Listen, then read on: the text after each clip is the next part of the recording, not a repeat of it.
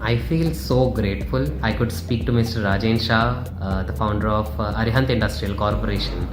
They are into water park equipment, manufacturing children's play equipment. They have their own water park. A true industry legend. He has been the starting of the industry, founder member of IRP, served IRPA in the international level as a board member for various committees. He could share his insights, their success story.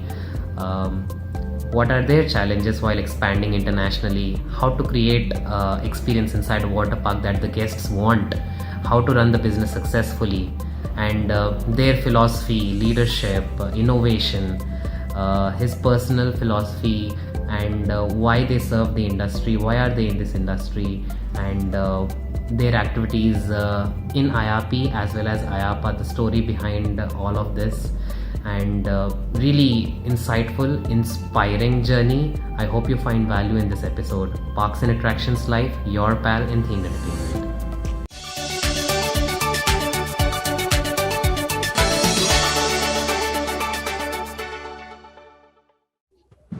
Rajen sir, thank you so much for accepting to do this and accepting to share your insights with the next generation. Welcome to Parks and Attractions Live. My pleasure. Thank you. You are the managing director of Arihant Industrial Corporation, and you've been since the beginning of the industry. Probably you're the founder member for Indian Association for Amusement Parks and Industries, and you've served IAPA as the board of directors for the Asia Pacific region for 16-17 years. You've been serving the industry both in India and internationally, and the success with Arihant water slides and the water park you've got not just in India but success starting from India. You've got success internationally with a whole different range of products. Really inspiring story. So I'm happy and excited to hear that story from you. But before getting into the insights and your story, can you briefly introduce about Arihant Industrial Corporation and your roles and responsibilities inside Arihant? Okay, thank you. So Arihant we started with in 1978, and in 1982 we started making children playground equipment. And until 1991 we were doing that. And when I went to US for the first time in 1991, and I saw water parks, and they were all fiberglass slides, and we used to make fiberglass slides for children, probably 3 meter height, and these were 35 feet. So 10 to 15 meter height.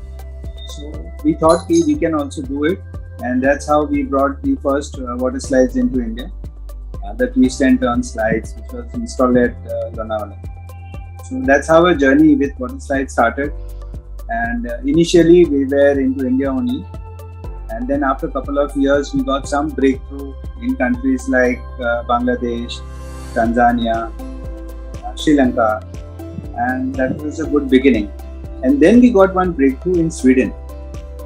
And Sweden, probably they thought that Indians may not be as capable, but we were very cost effective, and from feasibility point of view they thought that let's try and give a chance to the Indians. So that's how we got the first breakthrough, and they were really excited and delighted to see when the product was installed about 15 years back, and they're still very appreciative about it, that it's still standing there, and they promoted us pretty well in the Europe.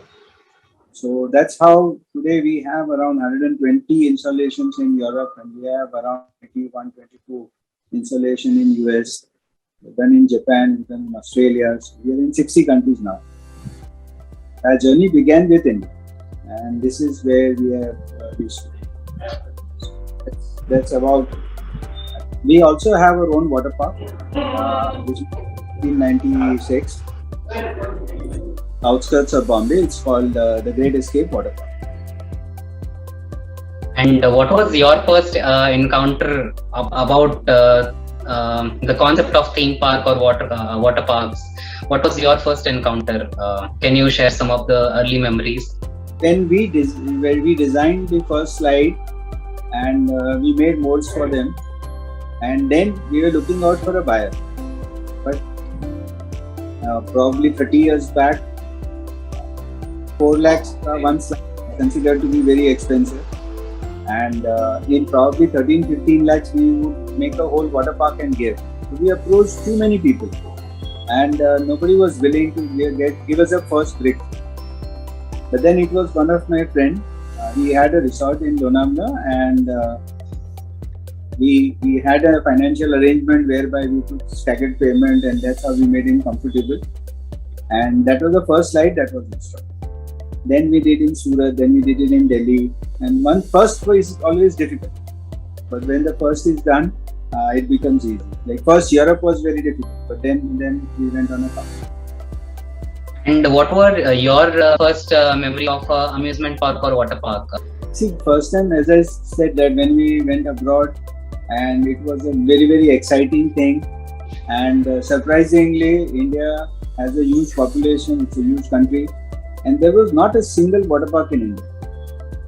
So that's where the thought process started. The Europeans and the Americans have the disadvantage of weather. So most of the parks are open there for 2 months to 3 months to 4 months. Whereas in India, we have a 365-day season. We have humongous population. So we felt that water park is going to be a big hit.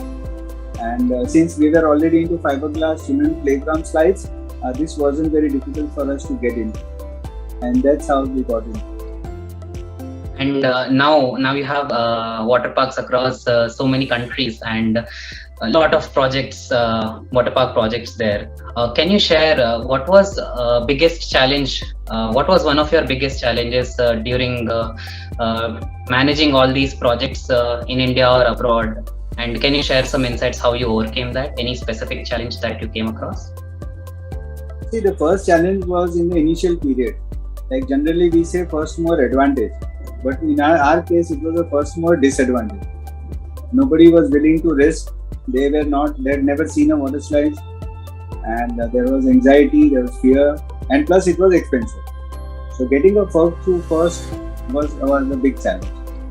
And as we went forward, and when we entered into US and European markets, and particularly the Japanese market, we did 2 projects in Japan, where their tolerance level is very low. They need everything first time right. So that was a very big challenge, and we were good at it. Not that we were perfect, but we learned and improvised, and slowly we reached to a level where we are being recognized. We got a couple of awards also internationally. So, but initially, yes, it was a challenge. And what was the factor? Is it just slow, incremental improvisation and learning from the mistakes and improvising? That was the key to your success? Like, what do you think is the key to overcome these and gain success?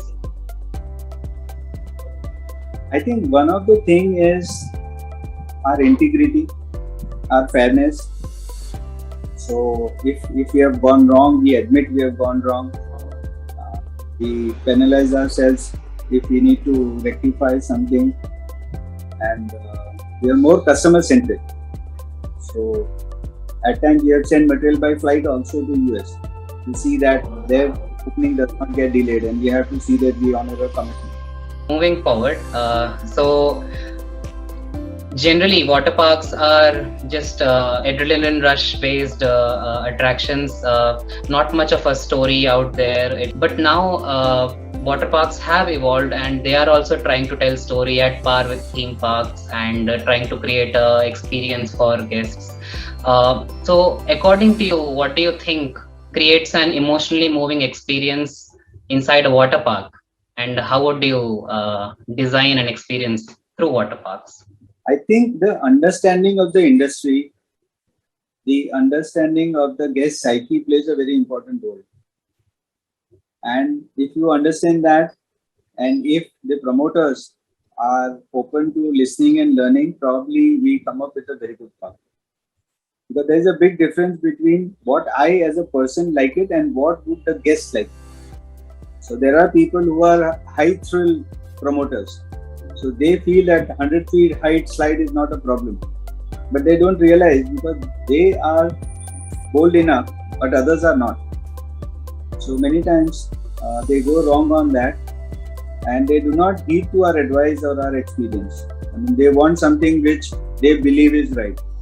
Or at times, if they are scared of height, they'll say, "No, I don't want anything more than 30 feet high," which again doesn't work with teenagers. With teenagers, we need about 40, 50 to 60 feet high. So I think this is one of the challenges which the industry is facing. Because promoters, because this is a virgin kind of an industry, people are not from the same industry. So they are from stock market, they are from diamond, they are from garment merchants. So they don't have experience, and they go by their emotions, what they feel. We are happy that most of the customers listen to us, because we always talk in the interest of the project. And with your experience, you are seeing so many, you have your own water park, and you've seen so many projects across the globe, and you're seeing the guest feedback. What do you think is the general public's desire, and what is their expectation out of a water park? Like, if you would like to suggest, this is the one thing that people like, what it is. If you want the other new project owners want to listen, what would you think? What is the audience thinking about it, or the visitors thinking about it? See, I would answer this in two parts. One is, it isn't that any particular slide which induces or which ends up in a success of a park. It is the combination of high fill, low fill.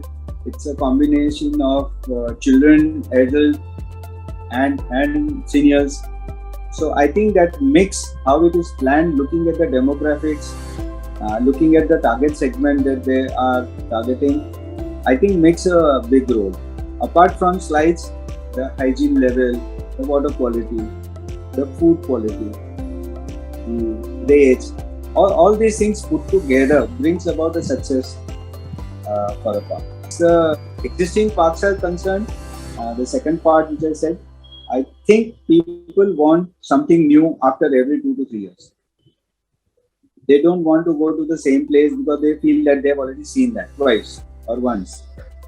But the moment any single ride is added, then again you find a flow coming in. So for existing parks, I think it makes sense that you invest something probably between 2 to 4 years. And what do you think is the trend for now, like post-pandemic, once new parks start opening and new parks are being created?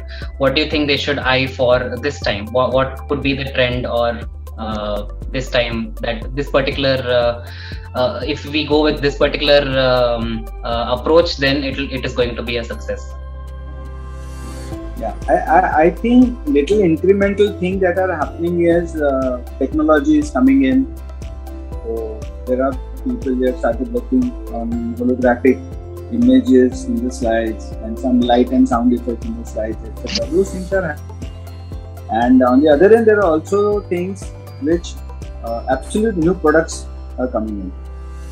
So that is also, and we as Arihant, we have been trying to see that let's try to bring something first time in the world kind of thing. So we came up with Aquadist, that is got a rain dance kind of effect. It's a spaceship kind of a design. And then we did Aqua Attack, then we did Aqua Adventure. We made the first ship, we designed the first ship, which was a play structure in a ship form, which was nobody in the world had done in a time. So our drive is always coming things out first time, which probably attracts you, because everywhere you will find there are 2 to 4 parks or 5 parks. So anything new pulls in the crowd. Thank you. And you're speaking about hologram and all the theming with the pirate ship and all. Can you share any of your favorite attractions? You listed some from Arihant, but can you share any favorite water park or theme park attraction or a show or anything internationally that is favorite to you other than Arihant?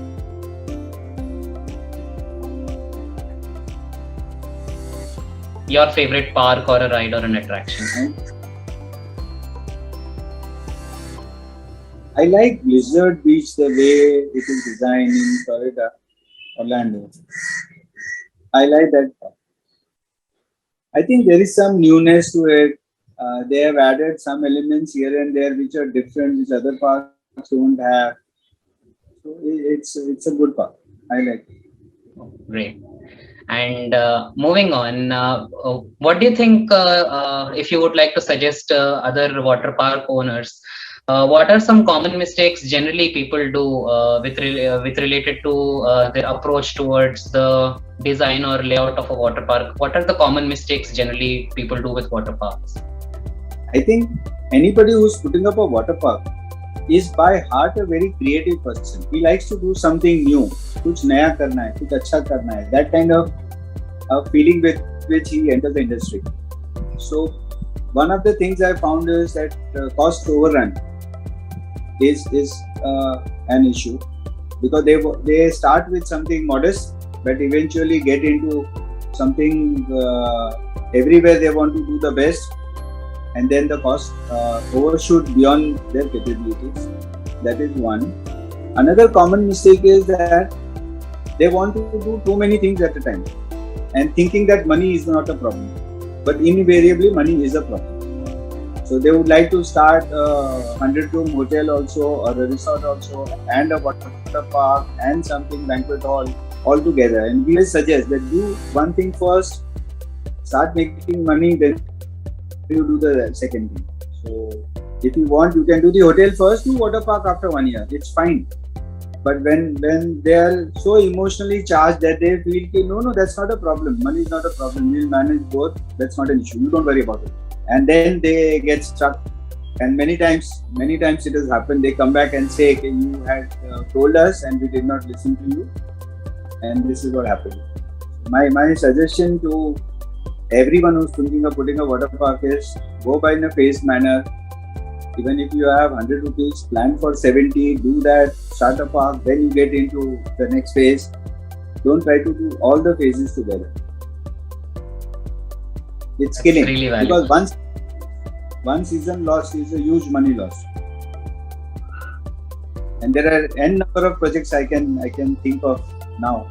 I can't name it, but I can think of now where all are going through a very difficult time. We don't want to see parks die, and we don't want to have a project where it is not feasible. We always want it to be feasible, make money, survive. I think, very hard time there. We are seeing some parks probably closing. Not sure if they'll be able to get back again. But if they can really go in a phased manner, will really help them. Or else they'll just not be feasible. Many times what happens is, because they have to contain costs, they go into low cost things, low cost slides, and then you compromise on safety. And then the product would not last more than 5, 7, 10 years, 5, 7, 8 years. When you buy a good product, it lasts for 20, 25 years. Many of our slides are more than 20 years old and they are still there. And there are many slides which after 7 years, the client has called us to replace them. I think that's one area also, that don't compromise on safety and durability with probably some 10, 20, 30% savings. If the whole slide has to be replaced, it's a humongous cost. So better go with the better quality product initially itself. They may it be phased manner, but get some safe rides and which will last for 25, 30 years, and that is the way to go. Talking of safety, and one bad name will take us backwards a couple of years and couple of $1 million. So it makes sense that instead of maybe if you are having 10 slides, let's have 8 slides. If you are having 20 slides, let's have 15 slides. But see that it's a safe zone. But how do you make sure, what are your, how do you approach towards safety when it comes to your parks? And while designing, what is the type of standards that you use, and how do you incorporate safety into your design and operation of a water park? Very good question. I would invite you one day to our design shop and come and see it. But we use ASTM standard, EN standards, Otherwise, we wouldn't have done so many projects abroad. And we do simulation as well. We have a very strong tight. Many of our products are approved by TUV as well, and many third-party inspections from UK and all. They have all approved our products. One part is the design of a water park, and you adhere all these standards. And can you suggest safety when it comes to water park operations as well? Yeah, of course. See, because we own our own water park, and we have enough and more experience. Since 25 years, we are running a park. So all that knowledge also goes into while designing a park. In fact, we have started Arihant Academy for Water Park also, where we train people on all the subjects, right up to first aid to designing a product, how to maintain that. We had couple of sessions at all India level. A lot of people took benefit of it. And to our existing waterslide customers, of course, it's different. So it's not that we just sell the slides. We provide solutions, and not only for the slide, but also for the entire project. If we speak about the safety, other aspect is experience, guest experience. One is that people are feeling safe about your park. They come to your park because of the trust and they feel safe. But then they have to enjoy the park as well. So, what would you suggest would be good practices for enhancing the guest experience inside a water park? See, what we did was, which I believe is the right thing to do, is stand amongst the crowd, listen. Then nobody knows you. They would not know that you are the owner or you are the GM or whoever, vice president. And you move around, mingle in the crowd, keep on checking out how did you like, how was the food, how was the slide. And people are vocal. Immediately they'll tell you good and bad both. So our team always does that. When a group of 5 people are talking, somebody will go and stand behind them, listening to them, and then you find in food what was good, what was not good. I think that is the best way to know firsthand where we need correction. So it's always listening from the end user, constant active listening, and just working on that. They are the gurus, yeah. I think. Yeah. So every Sunday we would listen to them what they have said. And by next Sunday, we will see, like many times people say there should be a shade here, it's so hot, how do we sit here? So immediately next Sunday, we would ensure that there is a shade over there. Or if somebody is talking for sitting arrangement, we'll see that next Sunday the sitting arrangement is done. You are respected in the industry for the leadership that you've created, and with the suppliers committee in IAPA or with IAP as well, you've been advisor for them. Can you share some tips on leadership and managing people, managing projects to the next generation? See, what I have believed and lived by is, I don't believe in autocratic and dictatorial kind of leadership. So I believe that inspirational leadership works the best. So my job is to inspire people, empower them, give them a free hand to work, put proper checks and balances, and ensuring that there is a goal confluence. So if there is a goal confluence, our vision matches with their goals, I think things go much better. And selecting the right people, I think that's equally important for any leader. If you have a wrong team, probably it can't take you. What brought you here won't take you there. Speaking about your story with IAP, you've been the founder member of IAP and you're serving IAPA. Can you share some memorable moments? How IAP started? What was the thought process behind it, and your memorable moments with IAPA? See, somewhere around 1995 or so, 1997, during that period, about 5 to 10 people met together at Bava International, and that was the first meeting which we had. And people from SL World, from Polo Amusement Delhi, Pujar, 2 people came together. About 10 of us from probably 7 companies. And we said that this is the industry which is going to have a great future, so we should unite together and do it. And then we spent about 2 years in researching what kind of a constitution we should have, hiring advocates, doing the memorandum, forming a company. So we formed a core committee in which I was a part of it, and the team was gracious enough to get me on board. And that's how, with Mr. Ashok Goel and Mr. Balwant Chawla from Delhi, Ashok Goel from SL Gold, so, and many others. So we all got together and we started the company in 1999. For 4 years I was Secretary General, then 2 years I was Vice President, then 2 years I was President. Then I have for probably 15 years or so, at different times I was training chairman. I'm very passionate about training and I have good contacts with the speakers and all. So, since last 2-3 years I am advisory and nomination committee chairman. That is on the India side. On the global side, in 2014, I got elected on the board of IAPA for 3 years. And there I have also been, before that I was in space committee for 6 years or manufacturer supplier committee for 3 years. So I did those committees first and then I became a board member for 3 years. I have learned a lot both at IFP and IAPA, and I've made wonderful friends in IFP, particularly in IFP, and of course in IAPA as well. So it was what we call it, you cherish till you die, memories that you carry with you. Superb, excellent friends I've made all over the globe and in India. In India, all of them have become like family members kind of. And at IFP, we have a very great team.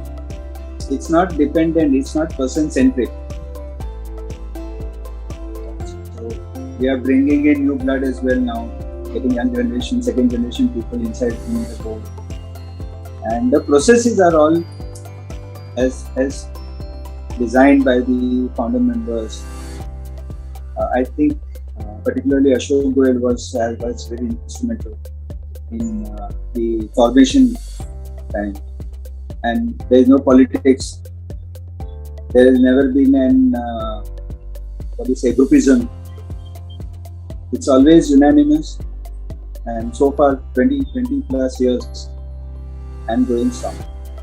And I think after IAPA, USA, Washington, of course it's not Washington or USA, it's international, global association. Probably Indian association is the best. I've studied China, UK, Australia, many countries.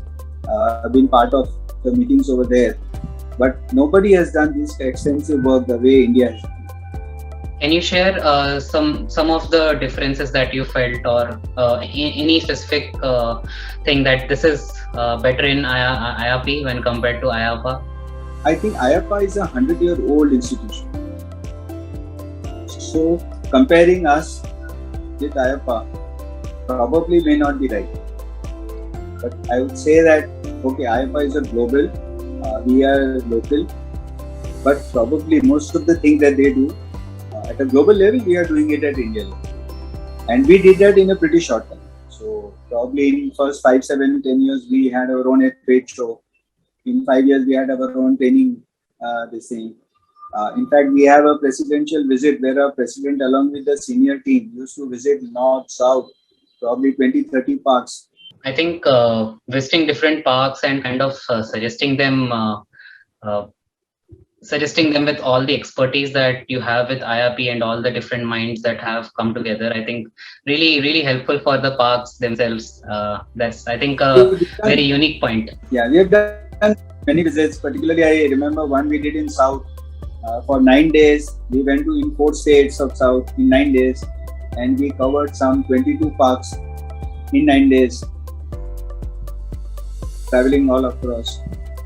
So I think that was something which we get members on board. We have made a family out of the industry. Like, it's a good thing. Um, and moving on, if you would like to suggest one of your favorite books in leadership or design, in water park design or amusement park design or leadership, can you suggest any of your favorite books or any other subject that you are passionate about? I'm passionate about biographies and how they're made big. What do they do? And when somebody has started from a zero or a scratch and it's a multi-million billion dollar company, what is it that they've gone through? So those kinds of books and biographies I'm very passionate about. And one thing I would like to do is build longevity to the company. So on the book front, I like the book Built to Last, which is the research on how to build a company that would last longer. Otherwise, the average life is shrinking. Last week I was reading a paper from Harvard. It was saying that even in US, the average size length of a company is drastically reduced in this last 30-40 years. So Built to Last is a good book to read. The author is James Collins. And another book is a very old book but still relevant and good, is Good to Great. We are good as a company, but if we want to make a great company, what we should do. And the third book I like, again it's an old book but still timeless, is In Search of Excellence. What do good companies do to remain good continuously? So In Search of Excellence, that is by Tom Peters, and Good to Great is by Jim Collins. So I think these three books I really like them. Thank you. I think most of the water parks are family businesses. And there is enough and more science available on family businesses. Most of the family, I feel very sad when I hear in the industry families breaking themselves, breaking business as well. So I feel very sad about it, and there is a science attached to it. So if someone can read books on Family Business Network, if you can join CII, there is a wing of Family Business Network where all the large families like Kirloskars and Asian Paints and Thermets, Burkappa Group, many of them, they are all part of this family business. And they have done lot of research on why companies break. What do successful companies do? Now there are 9th generation companies also, 5th generation companies also in India and abroad as well. What is it that the right thing they are doing? How to write your family constitution? How to distribute power within the company? Everything is well defined. So I think if people do some reading on this Ram Charan has also written a couple of good books on family business and how to manage a company at the board level with the family as well as professionals from outside. Very good learnings are there in this book. So I think because our industry is all your family business, it makes sense for people to really study how to take the industry from generation to generation. One last suggestion, if you would like to give to the leaders who are coming up with their own parks and attractions, water parks, one last suggestion on what are the top 3 best practices for a successful water park attraction. One of the things which I already told you, that listen and observe your guests constantly on their reactions and their responses. That's one which really makes a big difference. Second, govern your business through corporate governance, ethical practices, and moral values. These things may cost at times, but in long run, it helps a lot. And that's how a brand or a reputation is built. Third is creating a culture of customer centricity, accountability, and teamwork. And fourth is innovation. We have to see that we innovate. Nothing can remain static in this world. Nothing can remain at a status quo. So continuously we have to evolve and keep on doing something new in every field that we can think. And lastly, if you can share what is your purpose in life in general, and what are your future ambition and dream projects?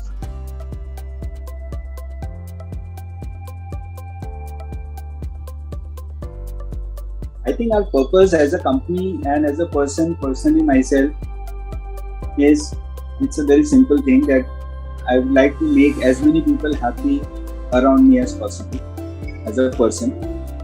And as a company, we would like to get into only those businesses which make people smile on the faces of people. We should manufacturing happiness. So my dream is that our Arihant should always remain in this space. We should not get into any injection molding or something. Let's invent divisions or verticals, whatever we want to do, where it generates happiness and reduces sorrow. I mean, there is so much of stress, there is so much of tension, so much of worry around. Whether you are an employee or an employer, whether you are a senior citizen or you are a kid, everybody is stressed out. So we here as Arihant and as an industry as a whole, if we are able to replace this stress, tension and worry with fun, joy and happiness, I think it's a life worth living for. I think that's the purpose, and we would like to see that we do it of that more and more. About future, I think has to be an extension of what we are today. We would love to live a life with the same philosophy as what we have done in the past. I would like to work post-retirement on educating, because I believe education is the only thing that can bring us out and take us upwards. And there is a lot of uneducated mass and underprivileged people. So probably I would like to contribute whatever form I can to see that education is given to as many people as I can for the underprivileged and poor people. That is so inspiring. Like in a personal level, as well as I feel so proud to be in this industry. Okay, it's apart from all the attraction lineup that we have or whatever innovation that we do, but finally it's just removing stress out of people, bringing happiness and joy. I think that's what makes us choose this industry and go with it and stick to it and really support it. Thank you so much for all that inspiring insights, Rajen sir. I hope people think about what all you shared in this episode and try to incorporate that into their personal life as well as in their water park projects and take benefit. Thank you so much. I wish you health and happiness, and thank you so much for taking the time and being part of this interview, sir. Thank you. I also want to thank you for bringing such things on the forum, getting international and domestic speakers and helping this industry grow. It's a good initiative you've taken, and I appreciate and I thank you, and I wish you do more and more. Thank you. Thank you, sir. Thank you so much. Hi, if you found value in this video, please like and share with your friends and colleagues. For more videos, please subscribe here.